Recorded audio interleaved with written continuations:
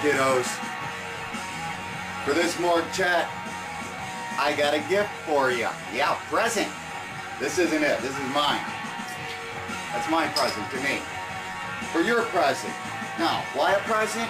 Because it is cordial and respectful to give a gift. It shows thoughtfulness. Now, not only that, but there's political benefits to it. Say that this gift I give requires the receiver of this gift to hear out the giver of said gift. Therefore, if you choose to accept my gift today on this Sunday morning, I will bestow upon you, and you must hear me out in my entirety, all the truth that I have to give also, along with your gift. Alright, but the gift is truth, so I shall give it to you. The gift is only this. A gentleman is a man who's clean inside and out. You'll notice I'm right out of the shower and I am cleaning my insides. A gentleman who neither looks up to the rich or down at the poor. Because I'm hoping to be rich someday and I'm really close to poor. So therefore I'm cool with both of them. Now, a gentleman is a man who can lose without squealing and who can win without bragging. Because a braggart is really just somebody who's trying to convince you of their greatness. You don't need to convince anybody if you are great. A gentleman is considerate of women, children, and old people. And is too brave to lie, too generous to cheat, and too sensible to freaking loaf around. That means get off your ass or you're a piece of shit. A gentleman takes his share of the world's goods and lets the other people have theirs. Only takes his share. No, that's not socialism. That's just anti-greed. Now this is the ideal conception of a true gentleman. And guys, it's time for you to live up to that. So it is sometimes as easy as that. The simplest gifts are sometimes best. I hope you adhere to this. Think upon, learn upon it. The simplicity of those words.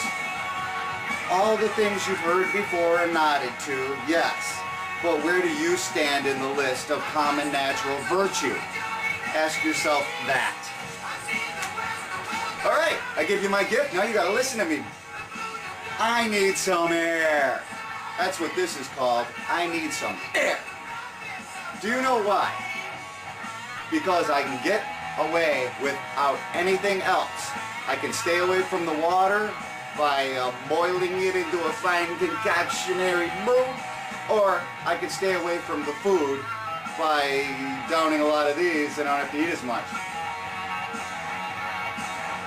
Now, let's talk about the air. Let's talk about what the worst case scenario is that can kill you.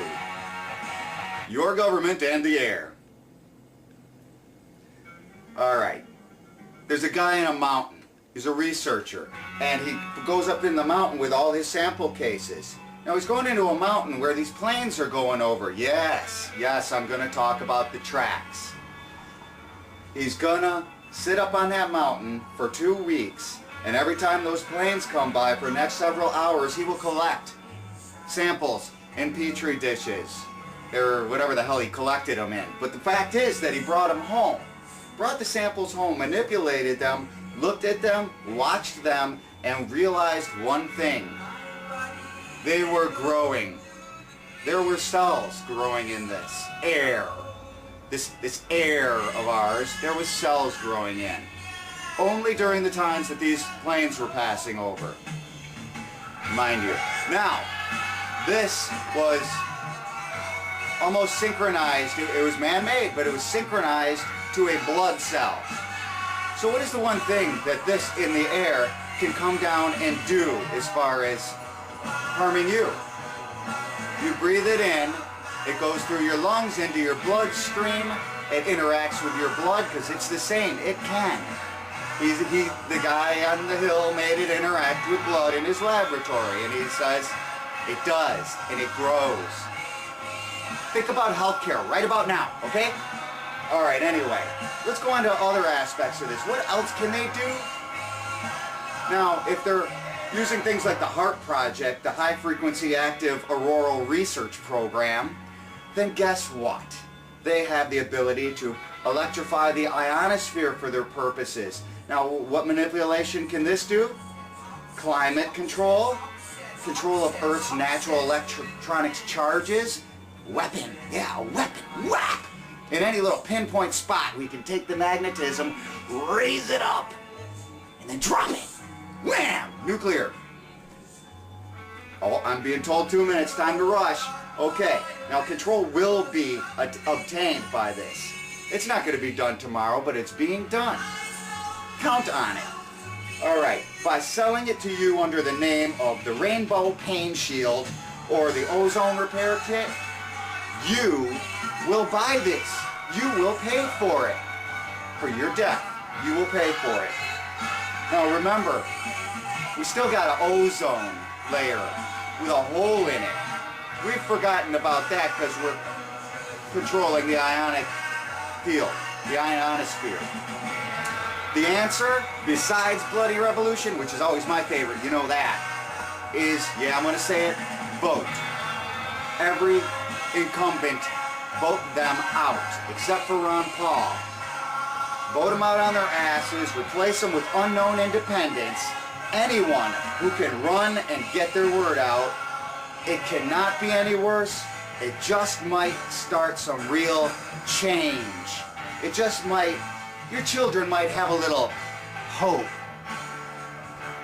Till next week, that's more chat. Think upon this, you gentlemen out there, and you ladies. Next Sunday.